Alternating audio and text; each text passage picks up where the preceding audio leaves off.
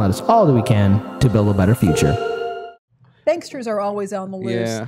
And it sounds like, I think it was Bank of America, I'm not sure, that was being targeted with a suit saying that they were doing unnecessary inspections and charging a mortgage holder and trying to push her into foreclosure. Well, it sounds like this is what's going on with Wells Fargo. There has been a proposed racketeering class action filed in New Jersey federal court. We'll see where it goes. We know that a lot of these do end up being settled. More on that later. But Roger Meadows, he's right about everything. And it's not just because he often comes in with his super chats, but he's right. He's absolutely right. The banks are not serving the people at this point. They're not even serving businesses, and we'll get into that next. But again, I understand that if you're a mortgage note holder, you may want to do inspections, but it sounds like these banks are doing repeated inspections and then adding costs. In some cases, these are drive-by inspections. You know, you could use a drone for that. Yeah, no, that's not a bad idea. And they're charging the mortgage holders and inching up the amount of money that's owed over time. So it looks like Wells Fargo is also facing a lawsuit. We'll see how legit it. Then again, the problem is when they settle these lawsuits, we don't actually get to see what's going on. We don't get to see the evidence. We don't have any testimony. Right. It's really disheartening. It's our legal system working just as intended, keeping everything going and lightly slapping on the wrist people that are wealthy enough to have to go through these situations. How many times have we covered Wells Fargo in just the last year? See, Less than Bank of America, I think. We can basically write a novel in regards to how many times we've covered all these banks in their own respective series. The sad fact is that these banks are they always keep on getting away with all their shady behaviors because remember, the banks have also bought off our politicians. This is the world we live in, and if we want to break this system, if we want to really push back, we have to stop falling in line with the two-party system because they're going to keep on doing these wonderful benefits for the banks. And the banks also control people in some licensed trades. I've talked about it on the show. I recall being at appraiser commission meetings where appraisers, who are usually independent small business people, were lining up, begging the appraisal commission to help them because lenders were telling the appraisers, if you don't come in with this number, we're going to strike you off our list of acceptable appraisers. Wow. And then they had the nerve to turn around and blame the appraisers for the real estate crisis and the foreclosure crisis. The lenders were in on it. They were completely in on it, but they had so much power that even state-authorized commissions couldn't protect their own people from these shenanigans. And everybody knew it was happening, and they were just able to operate with impunity. Yeah. It's, I mean, and this is the problem with America, is that we put way too much... The fact that we've outsourced our manufacturing and decided that we should put about 1/3 of our GDP into moving money around in complicated ways is an enormous issue that's going to backfire us. And this only really works if the U.S. is the hyperpower of the world, if the U.S. is able to control most of the global current. It's like you need all these really high-level colonial empire effects in place to even get to the point where you could consider this an industry of this degree, of this height, and this scope. And it's a real shame that we've become a financial services country because that's not going to last forever. And there are just better things we could do. You know what matters in the long run? How many things you can build. You know what matters a little bit less? How good you can move around money. Yeah. Well, speaking of this, apparently even the banks are no good at managing on how money is moved around. And I mean, this is just beyond the beyonds. Apparently, some equity fund was the victim of an online theft of over $275,000 from TD Bank. So what happened here was an employee at the fund, More Capital, they were taken in by what sounds like a phishing scheme.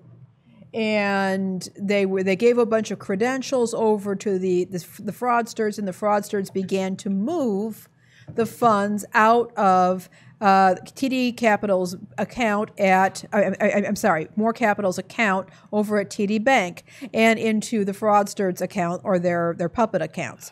Now, what happened is that the owners received immediate notification of what was going on. They started getting the wire transfer alerts. And this is where things just get comical, because the wire transfer alert said, look, if you didn't authorize this, let us know immediately. And they gave a phone number. But the problem was this phone number did not go to a security department. This went to like a general customer service account. And essentially, it took forever, and to get a hold of somebody, he was able to get a hold of somebody at a branch office, but it took 20 minutes to freeze the account, during which time they were just pulling money out of the account. So now they are filing suit against, they're filing. Here I am, siding with an equity fund over a bank because, this is nutsy cuckoo.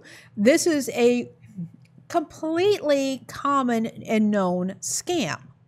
And if you can figure that a bank, a major bank, TD Bank, ought to have the processes in place for guarding that money. I mean, again, if we were this incompetent, we would have been out of business how long ago?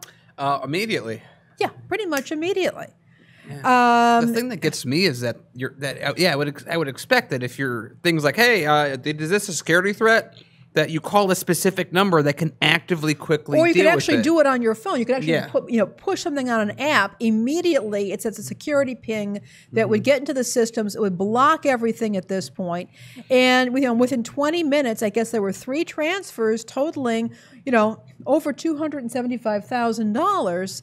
And I think they were able to get everything worked out. But the fund is saying, you guys, you don't have any protections in place. You're acting like it's still 1990. Yeah, that's the other thing about a lot of this is that as consumers, we're told all the time by the government and banks, hey, be careful. You need to be responsible as a person. You can't be a stupid person. We're not gonna help you if you're gonna be a stupid person and give out your password to people.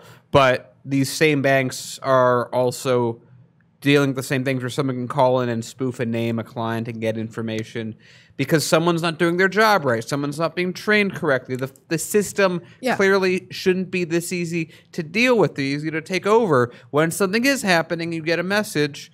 It should be dealt with a lot sooner. The banks got the message. They got the messages, but yet the phone number was a general a number, and there were not the processes in place to immediately stop this. And this doesn't make any sense, except that TD Bank maybe has decided that it likes its overdraft fees like the other banks that I reported on last week. In some cases, all of their profits are coming from overdraft fees. Mm-hmm. Well, one other thing about these institutions. Again, to Daniel's point, they always point down, or either at the government or the establishment media always points down people saying, well, you got to do this, and it's your personal responsibility. But as soon as the shoe's on the other foot, it's like, oh, well, woe is me.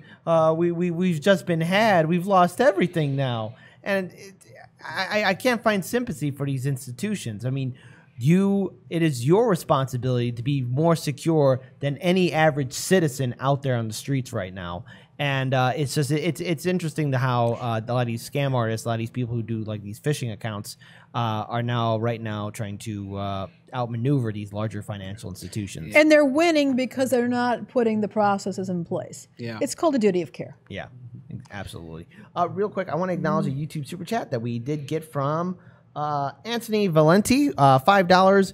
Great, smart people. Thanks tons for the show. Well, thank you for watching the show. We are very appreciative for all of you here with us. By the way, on a similar note to this story before we move on, I remember a story of this individual. I forget who it was. I remember I read an article a couple of years back where the bank had accidentally transferred into his account $20 million. Now, as far as I'm concerned, if the bank transfers you money, it's your money. Yeah. And the bank was very angry at the person for, I guess, having a bank account that they erroneously put money in. And I think they actually after it happened, shut down his account because he was a victim of their incompetence. I've heard of cases where the banks have actually criminally charged people. Now, I mean, again, obviously, if a ridiculous amount of money shows up in your account, maybe you ought to investigate a little bit. But the reality here is that the bank made the boo-boo, and they got no business getting indignant over the clawback. Yeah. That's where I'm at. You should, if you want the bank wants the money back, you should charge them an overdraft fee.